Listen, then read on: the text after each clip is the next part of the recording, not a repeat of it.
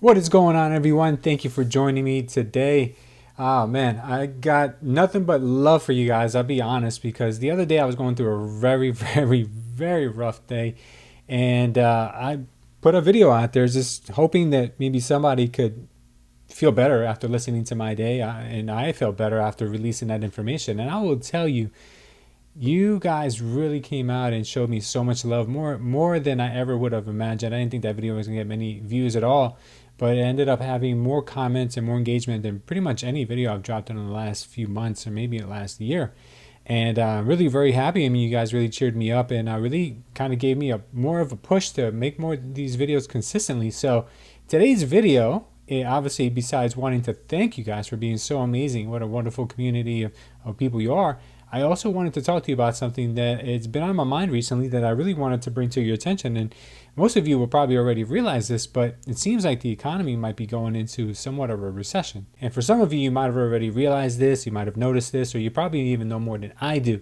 But I do keep a close ear to the street and everything that's going on because I'm kind of a nerd like that. I like things that revolve around the economy, business, and everything that has to do with the markets, to be honest with you. So today I'm going to give you guys a crash course about, what a recession really is, what are the signs of a recession, and how can we benefit from a recession, right? What is it can possibly bring some good and some bad. I'm sure you probably heard before that during the biggest economic downturns is when the most money is accumulated by the smart, the wealthy, and the better prepared. So in this video, we're going to break down some of those things. So let's go ahead and get started with that information right about now. All right. So first of all, what is a recession? And, what does it look like? So a recession, and I'm going to try to really make this very easy for you guys to understand. I'm going to give you the textbook explanation first, which is a recession is technically defined by two consistent quarters of negative GDP growth. So what the heck does that mean? Well, the GDP is a gross domestic product, or basically how productive our country is, right? If our productivity goes up or down, then that's negative or positive GDP in a nutshell. It's a little more complicated than that. But we have recently hit our first negative GDP quarter in the beginning of 2022, our first quarter. We hit a negative rate of 1.5. So that means that we need one more. So the next one is going to be due at the end of September, September 30th. So mark that on your calendars if you guys care enough to find out about that. It looks like crypto's pumping a little bit right now, but that's besides the point, because it might be pumping today, but tomorrow I'm sure it'll be down just like the rest of the market's been. So that's one of the first things I want to talk to you about is what are the signs, right? What do the markets look like? Where are the telltale patterns that we're going to try to look for in order to make sure that, hey, maybe we can take advantage of this, or maybe we can protect ourselves or protect our family, right? So let's start with signs that the economy's in trouble, right? First thing, the Fed, the Federal Reserve. What is their role in this whole recession thing? Well, to be honest with you, the Fed can actually cause the recession to actually happen.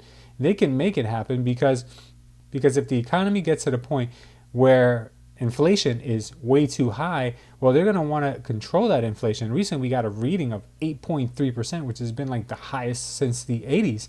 So what can the Fed do, the Federal Reserve? Well, the Federal Reserve dictates our monetary policy, which means that they could increase our interest rates.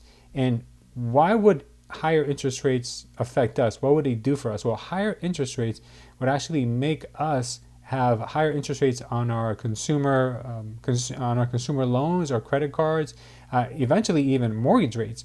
So what happens then is that the small businesses and the economy starts to cool down.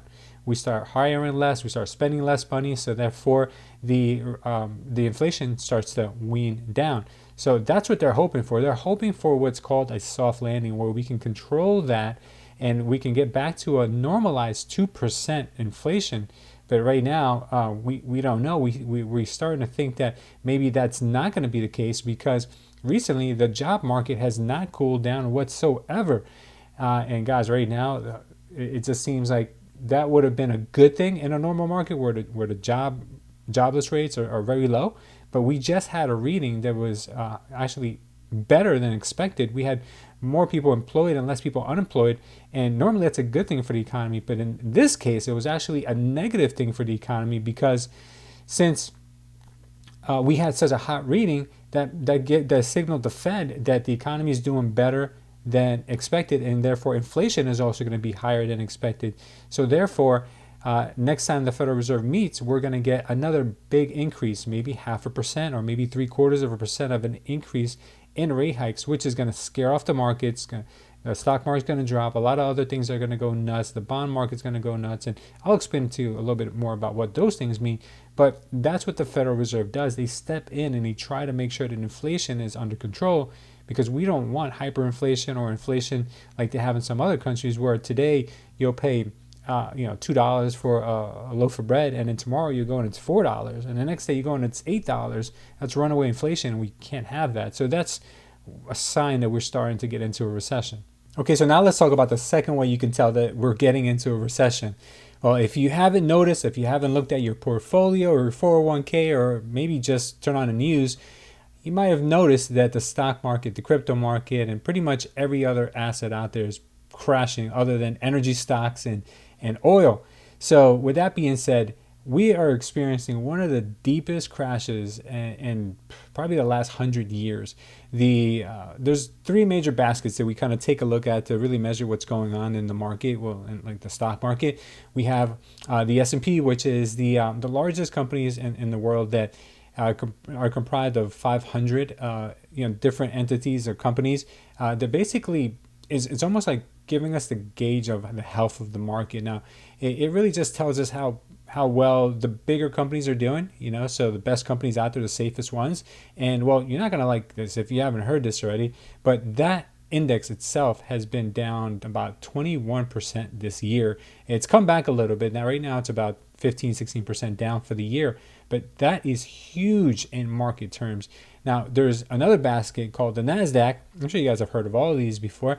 Now, the NASDAQ is comprised of mostly technology stocks. Now, technology stocks are considered to be a little bit more risk on. So that means that if we're in good times, people usually tend to invest in those more because you can get better returns. But when the market's not doing so well, people don't invest in them because they're riskier, because a lot of those are technologies that we don't need really for survival today. These are technologies that maybe we can benefit from one day in the future, maybe kind of like space exploration or flying cars and crazy stuff like that. So because of that, that basket in itself is down over 31%. 31%, guys, that's nuts. And now we're getting into some really deep territory. So as you can tell, that is going to be something that's probably not going to do so well if we're going to have a recession, right? The technology stocks that are more experimental right now, probably not the best place to be parking your money. And then we have the Dow. The Dow hasn't been down tremendously. It's been down only about 17%, because the Dow has more of your consumer staples, like your Costco's, your Walmarts, and things like that. So these are companies that are going to kind of be boring when good times and boring also in bad times. I guess you're not going to have that much volatility. But even those are down tremendously. So that's another sign you got to be looking out for. And we're going to talk about, how we can take advantage of these things in just a moment. But I want to go through these signs because I don't want you guys to miss any of them. So the next one I want to talk to you about is the bond market. Now, the bond market is the biggest market in the world, guys. Well, maybe second to the forex market, but the bond market has more assets in it than even the stock market does, right? So for us to understand the bond market, we don't really need a PhD. We just need to understand this, right? We have these bond markets. Bond markets are basically like a place where people take their cash when they don't want to invest it into riskier places such as stocks, real estate, or maybe they don't want to put into commodities. So they just take their money and sometimes they just park it in these bonds, which pay very little, but it's a place so you can stash a lot of money for a short period of time, 2 years, 5 years, 7 years, or even 10 years or 30 years. There's a lot of different bond terms. But the thing is that the benchmark ones are the 2 year, the 5 year, and the 10 year, right? So when you look at these, what that means is that the longer the term, right, that usually means that the more money you get paid for locking your money up. If you guys have ever locked up your money into like a CD, if you remember those things back in the day, the longer they are, the more you get. But the shorter that the term of the bond is, that means that less money you're going to get. And recently, we're starting to see what's called an inverted yield curve, which means that the shorter term bond yields are actually paying more than the longer term bond yields. Does that make any sense? It's a weird thing that's going on right now because usually it works in the opposite way, but it's another sign that we're possibly heading into a recessionary time. Now, I'm not going to spend too much time on that because I could make a video on each one of these things. And if you want me to make more videos like this, guys, if you want me to talk more about the economy and ways you can benefit from it, or explaining some of the things out there that are kind of, complicated, I'll demystify those for you, obviously, in these videos. So let me know down below in the comment section if you want more of these videos. Now, next, I want to talk to you guys about this. Consumer spending patterns, right? You guys know this better than anyone else, right? Were you spending more money when the government started handing out stimulus checks, maybe when they're giving out money for small businesses? Were you spending more money then, or prior to the pandemic, were you spending more money or more loosely than you are now? Well, if the answer to that is yes, well, you're not alone. There's a lot of companies coming out right now stating that consumer spending is on a decline, and consumers are not spending on what they used to, such as new Nikes or brand new cars, or these discretionary expenses that people really don't need, such as maybe shopping at Target. Well, you're going to see Dollar General and the dollar stores doing better than they've ever done before, because when people aren't doing so good, they're going to try to make that dollar stretch as much as possible. And right now we're seeing it in Target and Walmart. Can you believe that Target and Walmart had days recently where their stock dropped 25% in a day?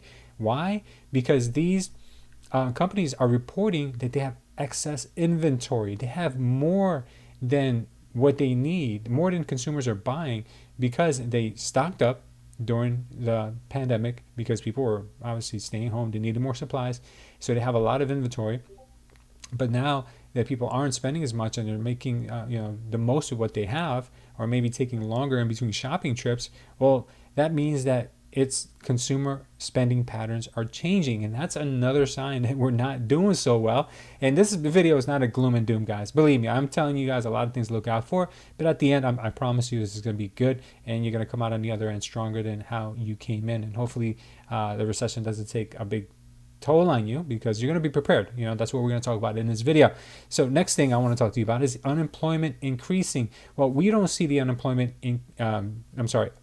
we don't see the unemployment increasing right now. We see employment increasing. So there's more people working, but that's a lagging indicator. What I mean by that is whenever we get these job reports, it's usually from the previous month. And just in May, we've heard of so many big companies, companies that you never thought would be laying people off or stop taking on new employers. Even Amazon, you've got Tesla, you've got big companies out there saying they're either freezing hiring or they're going to be laying people off big time. And that's going to be pretty much across the market. Now, this is not necessarily a bad thing, and I'll tell you why. Because when this happens, it really just makes people forced to get more skills, right? So the companies that end up cutting the fat that they don't need, well, these people end up going back into the job market, and they have to polish themselves up. I know a lot of people got comfortable because the job market was so much in demand and in favor of them, and not so much in favor of the employers, that a lot of people got relaxed. And this is going to really make people kind of get back on it, just try to become more valuable to either companies they're going to work for in the future, or even become more valuable to themselves by becoming entrepreneurs themselves.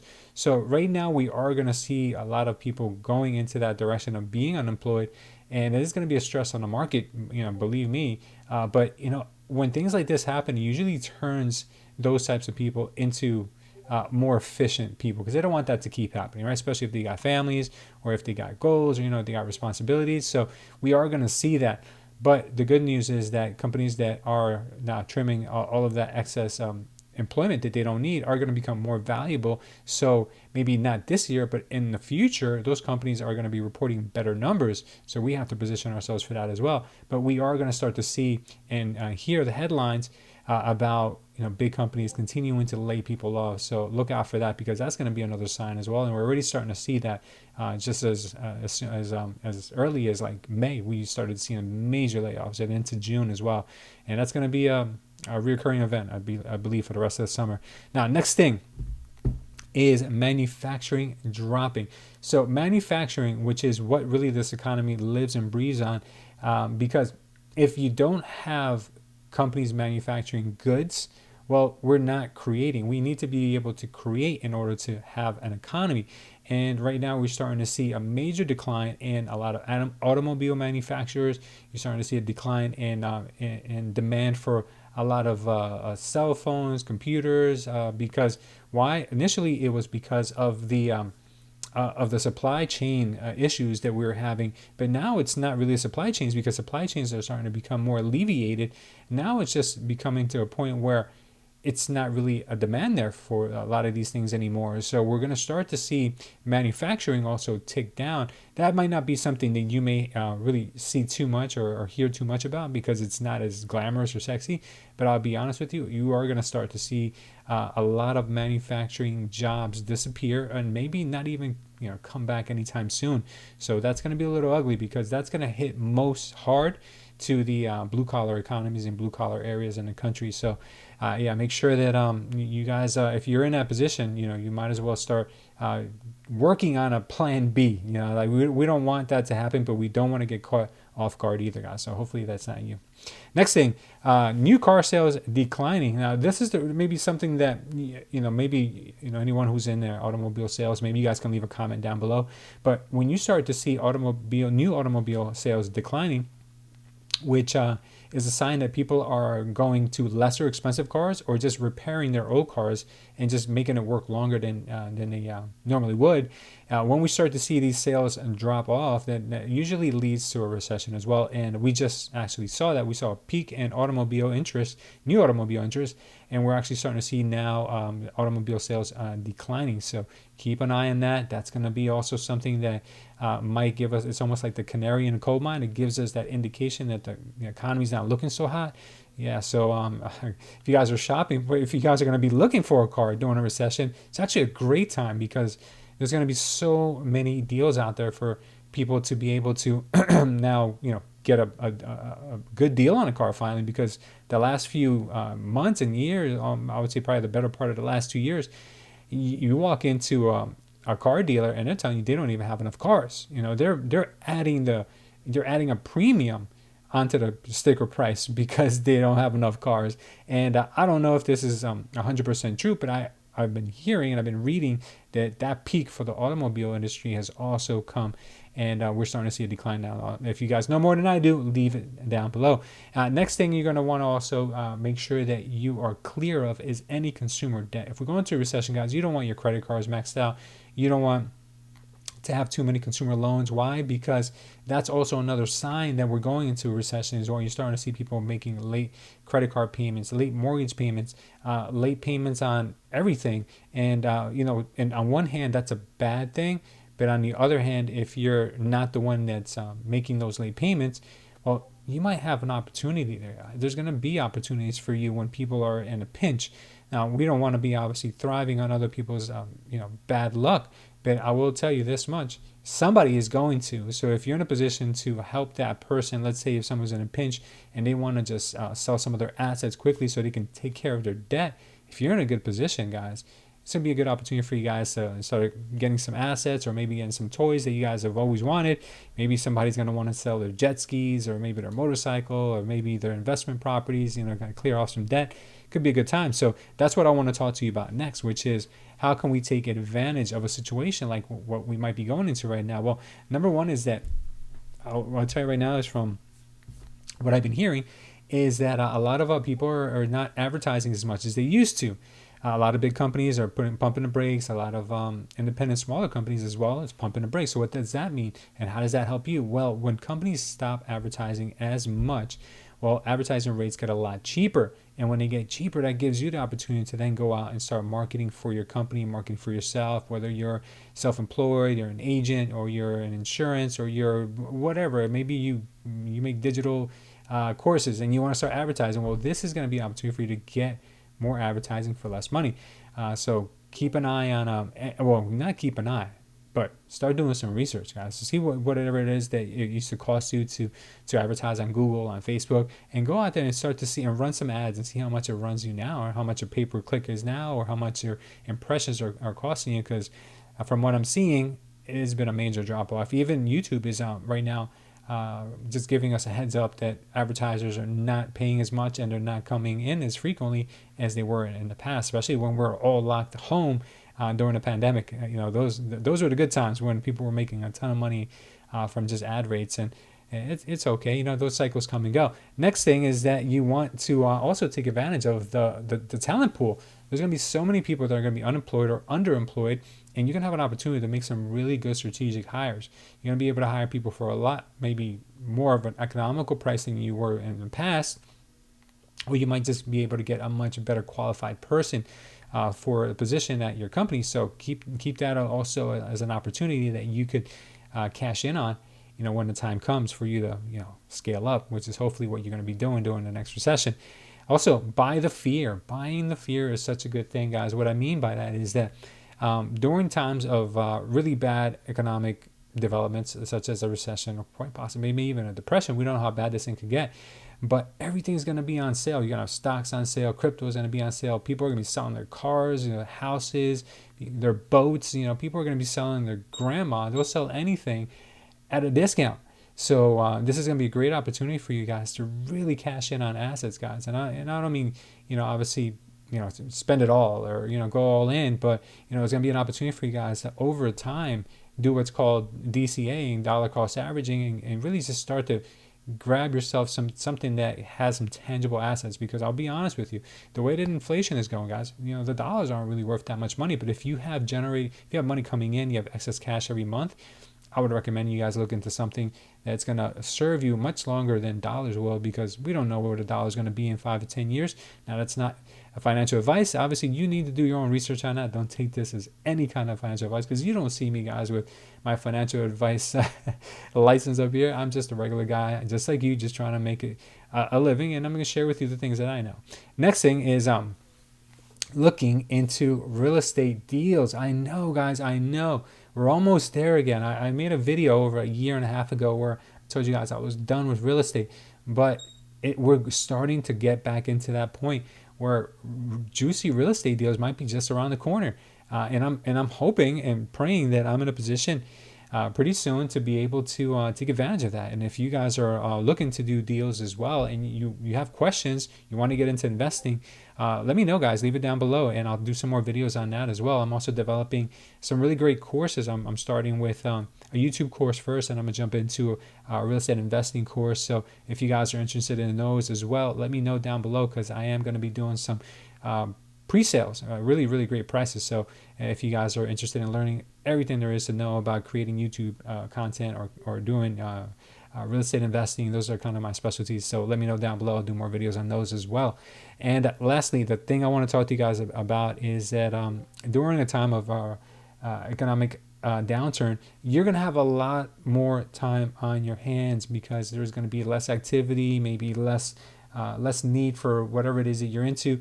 These are the times, guys, where you really need to really invest in yourself. And that's the reason why I brought up those courses, because aside from my courses, guys, there are so many great things you can learn that really just will take you to that next level. Obviously, aside from YouTube University and Google University, you've got some really great books out there. One specific book that I'll leave a link to down below, which I personally thought was a game changer for me, was a book called The E-Myth Revisited. Really great book, which teaches you how to really treat your business more like a business and not like a glorified job. I know it sounds obvious, but very good book, easy read. You can probably breeze through it in a week. Very good book. And then when you're done with that one, there's another one called Traction, which was once you read E-Myth and then you jump into Traction, you feel like you're on fire and you're going to be ready to take over the world. So reading, guys, is going to be really something really important. Obviously, I'm a big fan of also reading the Bible, because you can't just have financial success. You need to have spiritual success too. You need to get closer to our Father, and with Him, that's a perfect partner, because you can't be successful if you don't have a partnership with the one who can make it really happen. It really just matters about who is in our business, not just yourself, not just your family, your friends, but you also need to have the man above. So yeah, guys, let me know what you thought about this video. I'm feeling a lot better. I hope you guys weren't too depressed by that last video I did, but we all go through those days, right? We got our ups and downs, peaks and valleys, and yeah, I'm feeling a lot better. So thank you guys for sending me all those great wishes the other day. I'm truly, truly beyond words. I can't even describe how happy I am that you guys really care about me that much. So let me know how you felt about this video, and if you want to see more videos from us, go ahead and check out some of the ones on the screen right now. And I'll see you guys over there in just a few seconds. And thank you for watching. I love you, and I will see you next time.